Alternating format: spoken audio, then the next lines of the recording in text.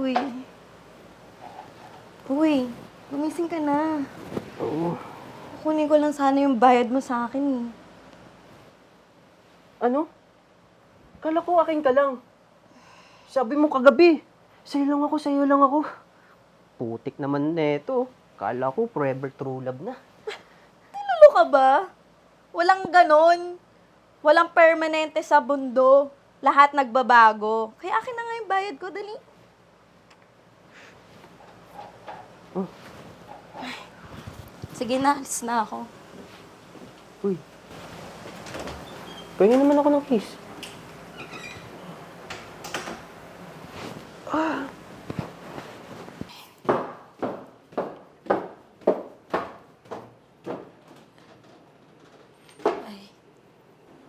Sa'yo ba to, Iya? Opo, sorry po. Good morning po. Mauna na po ako.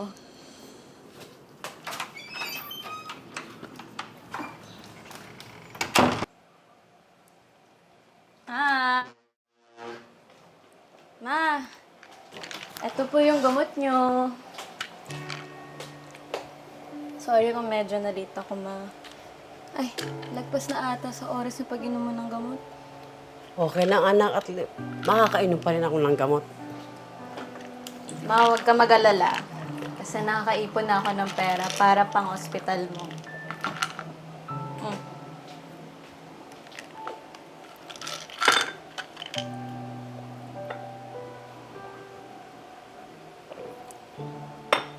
Salamat, anak, ha? Tsaka, pasensya ka na. Dapat ako nagtatrabaho para sa atin. Pero, yan. Ikaw ang gumagawa para sa pangaraw-araw natin at sa mga gamot ko. Ma naman. Siyempre, sa ganitong sitwasyon, ako talaga mag-aalaga sa'yo. Obligasyon ko yun bilang anak mo. Alam mo, kung ibinigay ko lang sana yung pagmamahal na gusto ng tatay mo, di sana hindi tayo iniwan. Sana hanggang ngayon nag-aaral ka pa. Kasalanan ko to, anak. Ma, anong pagmamahal? Ma, kung talagang mahal ka ng isang tao, kahit hindi mo nabibigay yung pangangailangan niya, dapat hindi ka niya iniwan. Yaman na nga yun. Ang importante, nagpapatuloy tayong dalawa. Prove na lang natin sa kanya na kahit wala siya, kaya natin. Diba? Maraming salamat, na. Love you, Ma.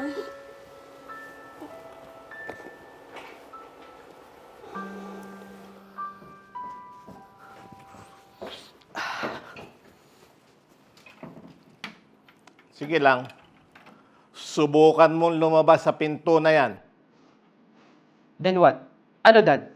Ikukulong mo ako dito sa bahay? Sa tingin mo, susunod ako sa'yo? What the hell, Dad? Naririnig mo yung sinasabi mo? Anong mindset yan? Sige nga. Tingnan natin kung saan darating at aabutin yung kayabangan mo. Pumunta ka sa ospital natin at mag-duty ka. Graduating ka na ngayon. Huwag mong sayangin yung pag-aaral mo ng nursing. Nursing? Eh, ikaw lang naman may gusto niyan eh. Tinanong mo ba ako, Dad, kung anong gusto ko? Anong gusto mo? Party-party? Babae? Mangolekta ng laruan? Jake, para sa kinabukasan mo tong pag-nursing mo. Kinabukasan ko? Baka para sa'yo. Ganyan ka naman, Dad eh. Nawala si Mami dahil stress sa'yo. Sa pamilyang to. Ginawa mo kaming robot? Wala kami sariling desisyon? Ikaw, napagaling mo ba si Mami? Hindi, di ba? Walang sibil yung pag-doktor mo. Huwag mong idadamay ang mami mo rito, ha? Pwede mo akong sagutin, pwede mo akong bastusin. Pero tapusin mo yung pag-nursing mo. Kung hindi ka susunod sa akin, ika-cancel ko lahat ng credit cards mo at ipasasara ko lahat ng savings deposit mo. Hindi ko kailangan ng pera mo. Ang kailangan ko, suporta mo.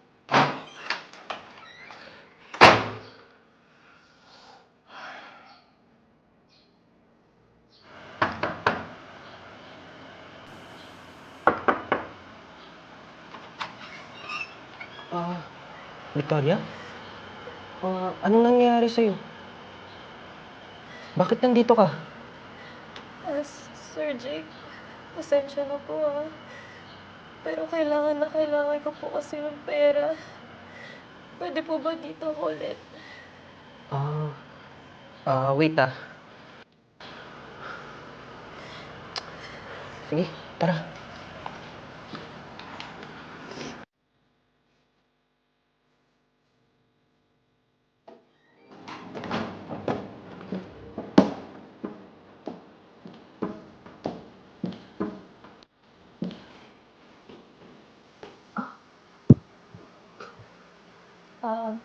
Sir? Pwede ko na po ba kunin yung bayad? Oo naman. Pero ba't ka nagmamadali? Ano ba ang problema, Victoria? Pera lang ba yung habol mo sa akin?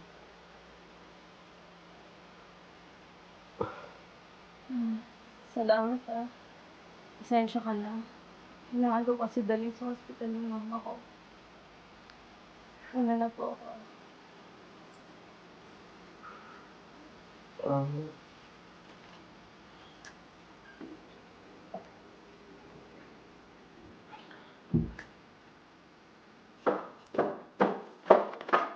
Oy, babae, halika dito.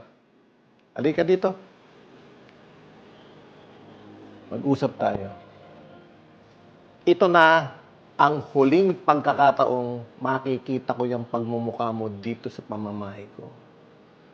Hindi ang katulad mong isang bayarang babae ang sisira para sa pangarap ko sa anak ko na magtapos ng nursing. Eto ang pera. Kunin mo! Umalis ka na at huwag ka nang tutungtong ulit dito sa pamamahay ko. Malinaw ba?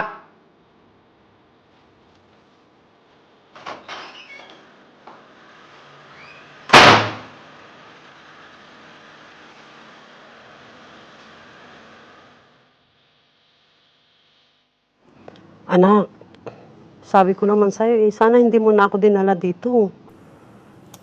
Ma, kaya nga ako nagtatrabaho at nag-iipon para madala kita sa maayos na doktor at mapagamot ka.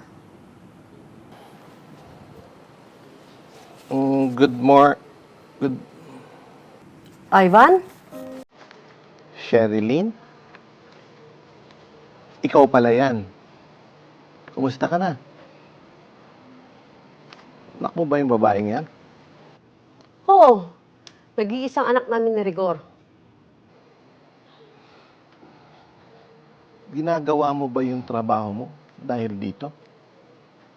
Sa totoo lang, alam ko at ramdam ko kung anong mga ginagawa ng anak ko. Sorry. Kaya ako lang naman ito nagawa kasi ayoko mawala pati ikaw. Hindi, anak. Hindi ikaw ang dapat mag-sorry. Dapat ako ang mag-sorry. Nang dahil sa akin, kaya ka nalagay sa sitwasyong to. Ganyan ka ba magpalaki ng anak mo? Hindi.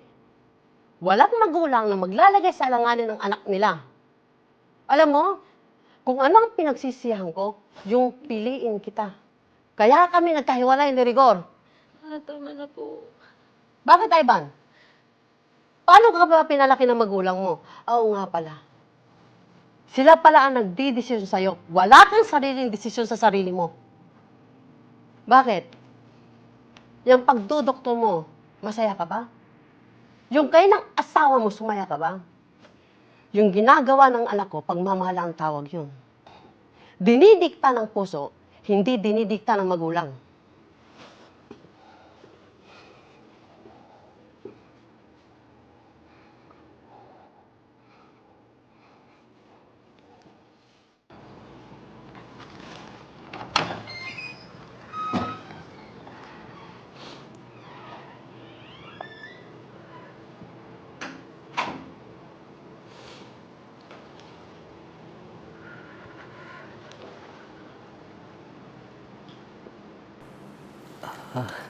Dad, sorry, hindi ako pinayagan mag-exam ng school eh.